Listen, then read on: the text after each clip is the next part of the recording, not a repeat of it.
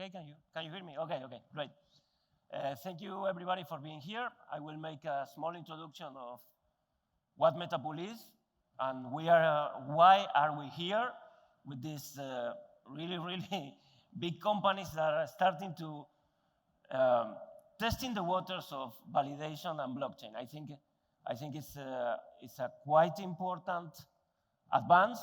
I firmly believe that the blockchain will be having most of the movement of ownership and value in the future. And right now, the big companies that decide to enter early will have an advantage. It is like when you have a new technology that is objectively better than the current technology, even if we think that the entire fiat rails that we are using right now to move value in the world are too big, eventually if there's a new technology and most of the people start using the new technology that is blockchain eventually will slowly, but will eventually replace what we are using right now. The same happened with phones, for example. I was remembering when I was a child, every home had a landline. Right now, having a landline is like some anachronic thing. Nobody has it. So I think we will see in the future the same. The ones that start with blockchain right now, we will have an advantage. So what is Metapool? We are a community project. We started with NIR on 2020. We focus on the technology. We understand that the key to blockchain is decentralization, so we have always pushed for increasing the decentralization of the network. Blockchain is nothing if it's not decentralized. If it's not decentralized, you can use a Web3 server anywhere in the cloud, but that's not blockchain. You need the full decentralization to be blockchain. So we have been the first liquid staking token for NIR, and we have been helping NIR become more and more decentralized since 2020. At first, we were helping all the community validators. NIR has a very strong community validator set. And after that, the NIR Foundation started to pushing for more and more decentralization, and we run several programs. One of that was Stake War, for example, that was to attract individual validators to participate and let's say, get more stake, the better they were serving the network.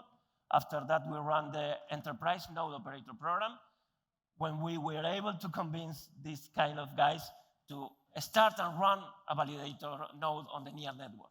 These three companies that you see here are running a validator on the NIR network and starting to collaborate with that. And right now, the last one of our programs is one called Professional Node Operator Programs, when we will be incorporating, let's say, medium-sized companies, but that are executing, validating in a professional way. That program, here, kudos to Stacking Summit, Stacking Rewards provided this verified stacking provider certification, and we use that in order to create this program with validators that we know that will provide, let's say, more than 99% uptime time and validate blocks properly. Okay, David, if you can tell us, how do you see this kind of programs that the NIR Foundation and Metapool are running, and how do you see it impacting the decentralization of NIR? Sure thing. Thank you, Lucio. So if I was to rewind back to September 2023, I think we'd had incredible traction with being able to get community validators through supporting the network. But we started to get real centralization risks coming through from some of the largest providers. And we really wanted to see how we could expand the footprint of professional operators to come through to really build trust with larger institutions. And that's how the enterprise program was born. Now, the goals of it were simple. Increase our Nakamoto coefficient, be able to partner with trusted professionals that would be able to build the reputation of NIR, bring mutual benefit to those particular companies by bringing capital flow, and really start to expand our decentralization, both from a Nakamoto coefficient perspective, but also from a geographic perspective. And we've really seen being able to expand into places like the Middle East, across Europe, has really helped improve the security of the network. And that's really down to the fantastic work of Medical, and it's been fantastic working together. Now, what do we see as the future? NEAR is very much focused on frontier technology. We've had great success with blockchain. We've pioneered work around interoperability with chain signatures that we're seeing coming to market at the moment, and then with AI agents being our next frontier.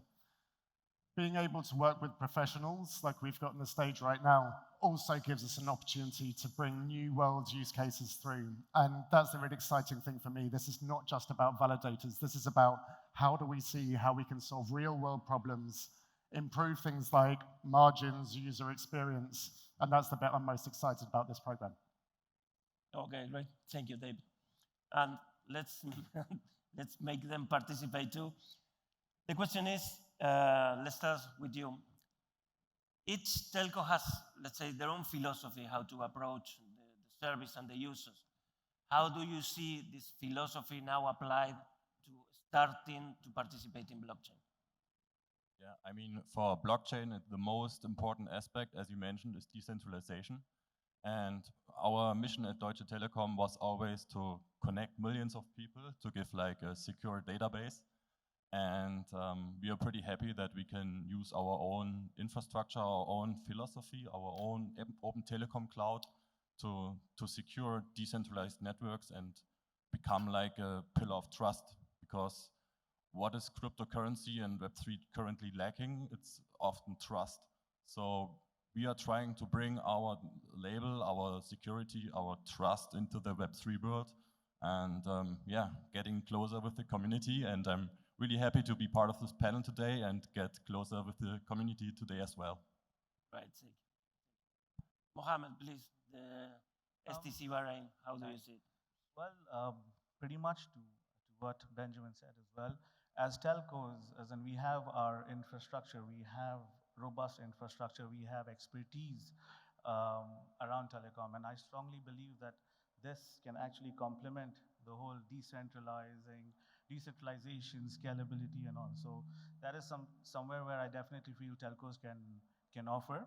And on the flip side, there's a lot that we as telcos, since we have the client base, we have the reach, we go in and we educate them on what blockchain is. Not everyone really understands today on what blockchain is. The narrative goes just around cryptos or tokens.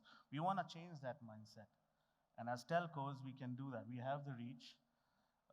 We can do a lot of sessions, a lot of education, seminars and stuff, and build that whole ecosystem. End of the day, it's all the chain, right? It's an ecosystem. So that's where I think we as telcos can add huge value. That's amazing, and I think that that's key, because the speed at which this new technology will be used depends on a lot of individuals' education. Absolutely. It's not something that you use. Absolutely. You need to understand what you're doing, yeah. Absolutely. Please, David. So firstly, I'm David Palmer from Pairpoint by Vodafone. So, back in 2018, we started to look at blockchain. A few of us that were leading exploration of blockchain for telcos. And Pairpoint is the company that was founded by Vodafone specifically to look at Web3 and how it could be applied. So Vodafone have actually invested in a separate entity called Pairpoint to look at Web3 and blockchain.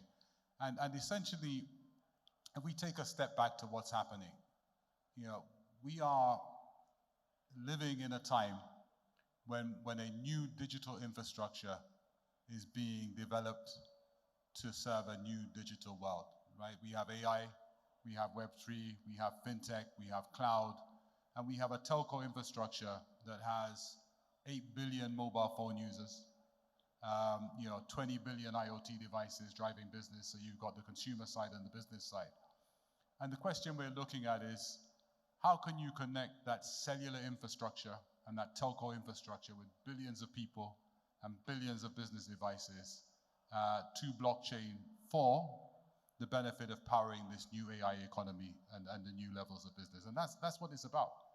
I don't think that the blockchain community and protocols can do it by themselves.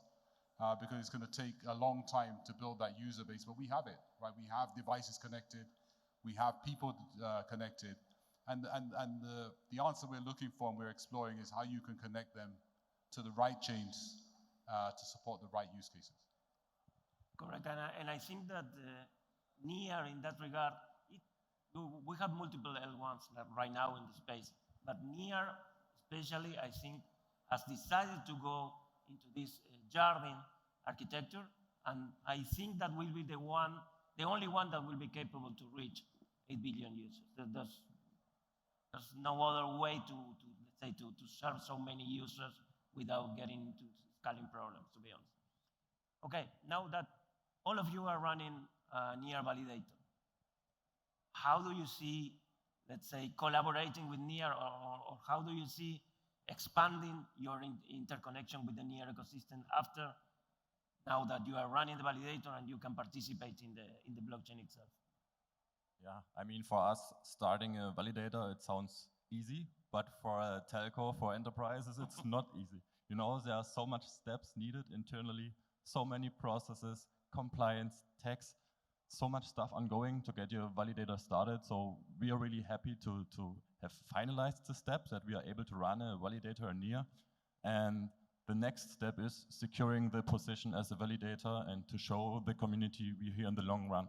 You know, so today it's often about stake and forget. Community leave their stake on validators, but what you need is trustful validators who are showing we are here for the next years. You can trust us.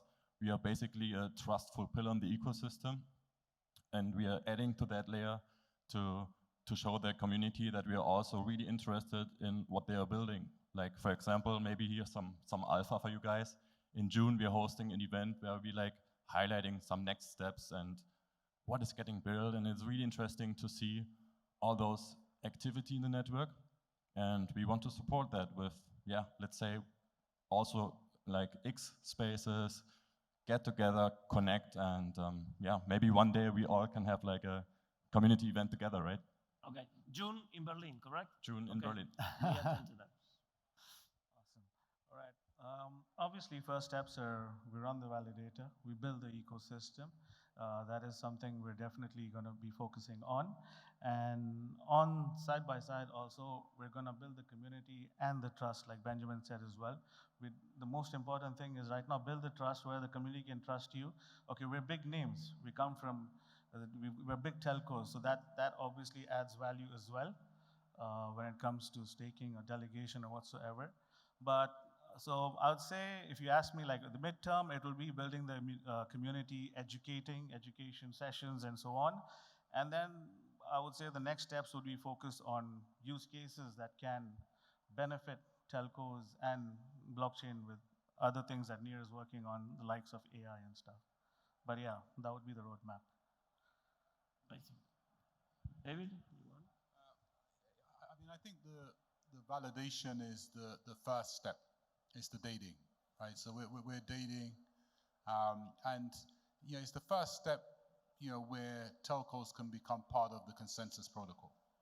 That's essentially we're becoming part of the consensus protocol. I think the next step is where, you know, our infrastructure. So, for example, some of the technology we have at Pairpoint is about how you can essentially use the cryptography in the SIM card, so 9 public-private key pairs and symmetric keys, to essentially externally sign from a device on a chain. It's part of it, right? And you know, in the future, what I'd like to see building on the validation is essentially how devices can do consensus at the northbound, right? So you have what you call mobile consensus protocols, which can work hand in hand with protocols like NEAR. So you can have a more widespread consensus drawing on the infrastructure we have in telcos. As the first step, we're really pleased. We're really pleased with being a validator and the potential that adds. But it's the first step, and we're excited to take the second one. Correct. After starting with the validator, you know that the network works. You are into the governance because that is becoming a validator in NEAR right now. So yes, the next step is what particular thing you want to build on top of that. David, Sorry, I didn't let you talk. No problem. Can you please, let's say, because we haven't presented this, but NIR is now also focused, very highly focused on AI. And to be honest, that for me was another very good surprise about NIR. NIR as an organization is very dynamic and can, let's say, attack new spaces when they see it. And right now, everybody's looking off the confluence between blockchain and AI. And I think NIR is really, I think it's the best one positioned right now to find this point of interaction between NIR and AI. How do you see that right now, and how the telcos will participate in that?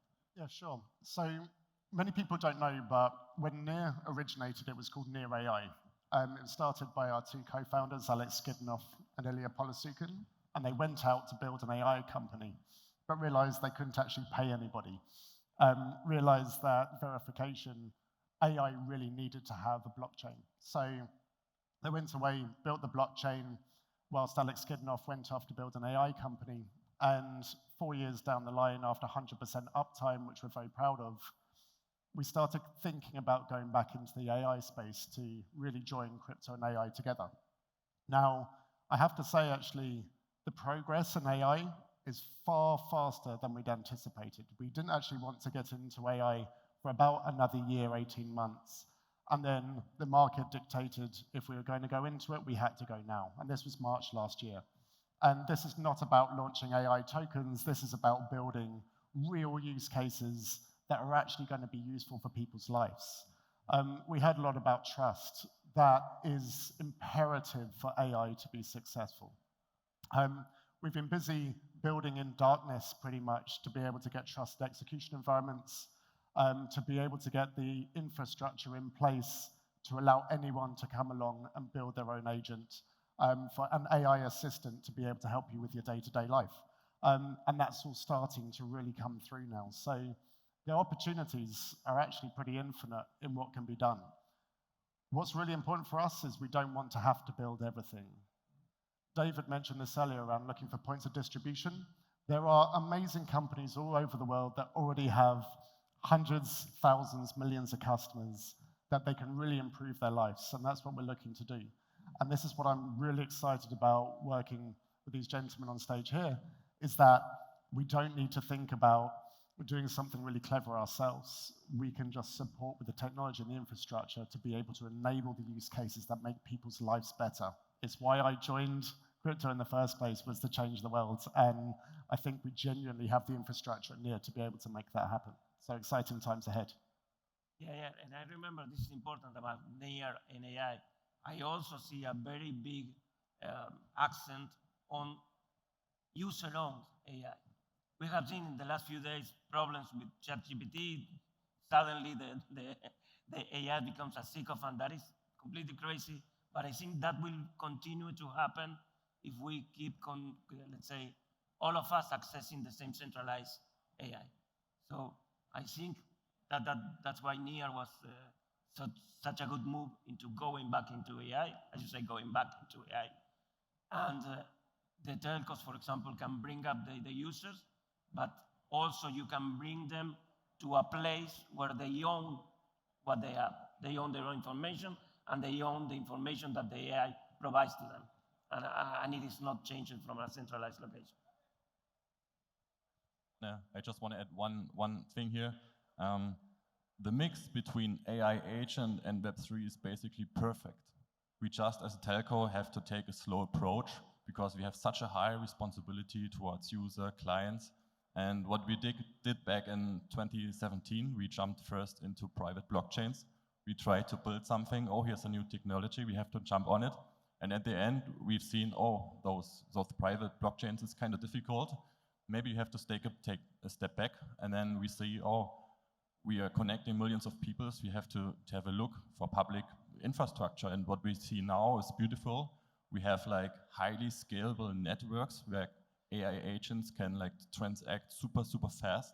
And that's what we need, right? And also highly secure for our users. So we are really interested to see what this space is bringing, what all the builders are building, and to see many cool future applications regarding AI agents and especially payment processes. Correct, correct. Good. Well, I don't know if anybody in the audience has some question prepared.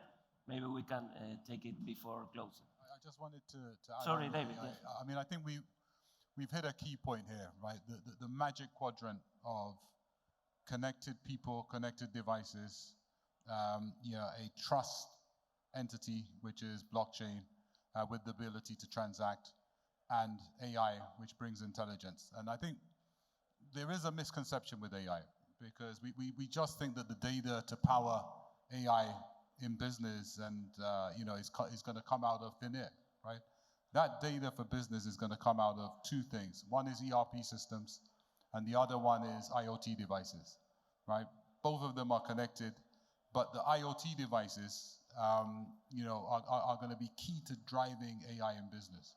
And there's two sides to it. One is the IoT devices can provide valuable data into LLMs, but that data needs to be trusted, it needs to be secure, and it needs to be verified. You need to know the identity of where it's come from. And the other side is that AI will start to provide applications and intelligence at the edge of business, right? That is the relationship where I think that AI companies, blockchain companies, and telcos really can play a part working together. And that is going to revolutionize business. At the moment, there's no business data going into AI. It doesn't exist, right? We have public data. And I think you may have heard a few weeks ago about Meta taking people's books and putting it, they're desperate for data. But telcos have the potential to unlock the business data that will feed the next generation of AI in business. And I think that's something we should all be looking to work on together. If I may add, from a telco perspective, AI can also be used when it comes to load balancing, real-time threat detections, network optimizations, and stuff around that. As in, with the help of AI, you can minimize human interventions. As a matter of fact, it can even help in optimizing validations. So I think AI will play a huge role in almost every aspect of our lives. Okay, great. I was going to add Yes. one thing as well. I think this is the thing that's interested me the most, working with all the telcos that we've got here and also beyond, has been just the array of different use cases that can be solved through blockchain or AI or both together. Now, we've really seen a number of different approaches. Some have been around hygiene, threat detection, network optimization, reconciliation, data platform optimization, data package optimization. There's been lots of hygiene use cases that are really going to improve business margins, and that's amazing. And then you've got the second group, which is very much around how do we bring wallets to our users? How do we improve their lives through giving them access to different types of yield opportunities where maybe they're excluded from that in their home country? How do we then think about IoT? Bring all your connected devices on chain. And this just really goes to show that there are unlimited opportunities that exist out there. I think that's the most exciting thing. If you'd asked me when we started the program, would we have telcos coming to work with us? I probably would have said no. And it's been amazing to actually see once we started opening up the program, the demand that's out there, and this is just a huge opportunity, not only for NEAR, but for the whole of the space. We keep on hearing on many panels, the only real use case that's solved so far is stablecoins. And I think this goes to show that there are a whole window of opportunity that we can take out here. We're very early in it, but exploration is what's actually going to make the world a better place, and can't wait to do that together. Yes, and that's a good point. We seems to be always in Web3 and also in AI in a roller coaster, but yes, we are too early. We are too early. Okay. If somebody in the audience wants to ask any question to the panelists, please raise your hand. Okay, if not, we will be doing closing remarks and we are done. So, in your view, let's start with you. How do you see the telcos? Right now, the telcos are only, let's say, providing the transport. Do you see your company also providing the service if we go the road of user-owned AI, because at the end, the AI is just inference. You need a service, the same, let's say you are providing computing services. So if it's not a centralized entity, do you see the telcos providing that service? Yes, I mean, we see a lot of value there in decentralized services, and you mentioned one really important aspect here. I think that's user-owned AI, which is probably one of the most high valuable data, or data a user has, and you have to take care of it yourself. You cannot just give it away for others. And I think there are a lot of positive aspects where we in the future could take part. But at this moment, I cannot comment on any specific use cases. But as I mentioned before, we are watching the space, and we see so much innovation going on here. I mean, AI is a hype tema right now. So let's combine it with Web3, because here's real innovation, here's real value for our clients, for our users, because they keep their data, right? Mohammed, please. Well, yes, definitely. As telcos, look, again, I mentioned this earlier, so it's decentralization and scalability, right? I think the best is with our infrastructure, with our data centers, the kind of investments as telcos we make into data centers, data parks, and submarine cable systems. This all will complement blockchains as well. So I see there's a big scope. There's a lovely handshake there that can happen. This is gonna grow bigger and bigger. As in, there's a lot of things. There are a lot of use cases that come to my mind today that we can't talk about it, but for the sake of time, I'll leave it. Probably we can look at it offline. But yeah, I think there's a lot that can be done, and you will hear a lot that will be coming as well in the future. As telcos, we say this a lot at STC. As telcos, we say we've got the client base, we've got the user base, and we are known to bring them online. It's about time we bring them on chain. So, yeah. That would be great. I've got a slightly different view.